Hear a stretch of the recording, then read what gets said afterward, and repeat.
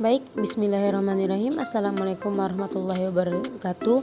Saya Nur Melina Wulandari, NIM 1804628, Pendidikan Sejarah, Fakultas Ilmu Sosial Universitas Negeri Padang. Baiklah, di sini saya akan menjelaskan tentang metodologi sejarah, di mana di sini saya akan membahas tentang definisi metode dan metodologi, perbedaan, teknik pemilihan topik penelitian sejarah, latar belakang, rumusan masalah, tujuan dan landasan teori dalam penelitian sejarah. Baiklah, di sini saya akan menjelaskan terkait definisi metode. Metode sejarah merupakan seperangkat aturan dan petunjuk atau tata cara yang dapat membantu peneliti sejarah dalam mendapatkan keakuratan hasil penelitiannya. Menurut Gotthard 1975, metode sejarah adalah proses menguji dan menganalisis secara kritis rekaman yang peninggalan masa lampau. Metode sejarah dapat digunakan.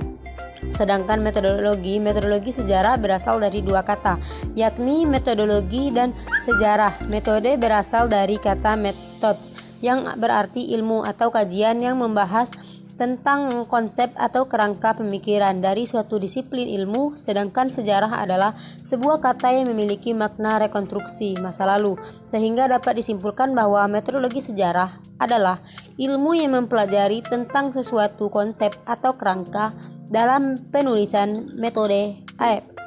atau metode sejarah. Nah, baik, selanjutnya kita akan membahas tentang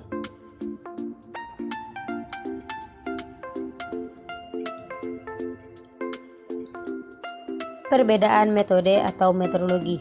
Yang pertama, metode. Metode memiliki 3 perbedaan dengan metodologi, yaitu metode berasal dari kata method yang berarti metode atau sebuah cara dalam sesuatu disiplin ilmu. Yang kedua, metode adalah prosedur, teknik, atau langkah untuk melakukan sesuatu, terutama untuk mencapai tujuan tertentu. Yang ketiga, metode bersifat khusus, di mana lebih berkaitan dengan teknis dari keseluruhan yang dibahas dalam metodologi. Sedangkan metodologi terdiri dari 3 juga. Yang pertama, metodologi terdiri dari 2 suku kata, yaitu metode dan logos, yang artinya ilmu tentang metode. Yang kedua, metodologi adalah prosedur ilmiah yang di dalamnya termasuk pembentukan konsep, preposisi, model, hipotesis, dan teori, termasuk pula metode itu sendiri. Yang terakhir, metodologi bersifat umum. Metodologi merupakan sistem panduan untuk memecahkan persoalan dengan komponen spesifiknya, yaitu bentuk, tugas, metode, teknik, dan alat. Nah, yang selanjutnya pembahasan tentang pemilihan teknik topik penelitian sejarah. Terdiri dari 4. Yang pertama, orisinalitas, yaitu penelitian yang akan kita lakukan itu asli atau tidak, atau bisa juga didefinisikan sebagai keaslian dari sebuah karya yang dihasilkan dan harus tidak pernah ditulis oleh orang lain secara tertulis atau benar-benar milik kita sendiri.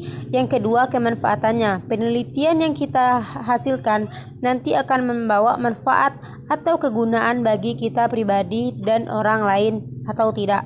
Yang ketiga, rencana durasi. Sebelum kita melakukan penelitian, maka hal yang harus kita timbangkan ialah lamanya perjalanan atau durasi dari penelitian, sehingga kita untuk menentukan lamanya durasi penelitian yang akan kita lakukan. Yang terakhir, ketersediaan sumber dan data sumber. Di tahap awal terdapat pemilihan topik, maka kita harus menentukan judul yang sekiranya memiliki sumber data yang tersebar luas dan mudah untuk didapatkan, sehingga memudahkan kita dalam mencari informasi seputar penelitian yang akan kita lakukan. Nah, selanjutnya kita membahas tentang latar belakang, rumusan masalah, tujuan, dan landasan teori. Dalam penelitian sejarah terdiri dari, yaitu yang pertama kita bahas tentang latar belakang. Pada bagian latar belakang ini berisi tentang yang pertama, kondisi faktual, di mana penulis menceritakan keadaan dan mencari masalah dan yang harus diatasi. Yang kedua, kondisi ideal diamankan hal ini adalah sebuah kondisi yang diinginkan oleh penulis. Yang ketiga, solusi di mana solusi disajikan dalam bentuk pemaparan penyelesaian masalah secara singkat menurut penulis. Yang kedua, rumusan masalah, yaitu rumusan masalah berisi pertanyaan-pertanyaan mengenai masalah sebuah hal atau kejadian yang berbentuk kalimat tanya yang sederhana, singkat, padat, dan jelas.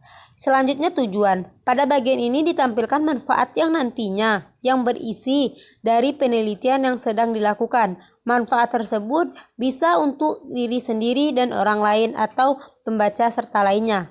Yang terakhir, landasan teori. Landasan teori terdiri dari berbagai konsep yang digunakan dalam penelitian yang di dalamnya juga terdapat pengertian definisi tentang sesuatu, definisi dari literatur yang relevan dan terpercaya. Landasan teori juga merupakan jawaban dari pertanyaan-pertanyaan penulis dan pembaca tentang topik atau masalah yang sedang dibahas.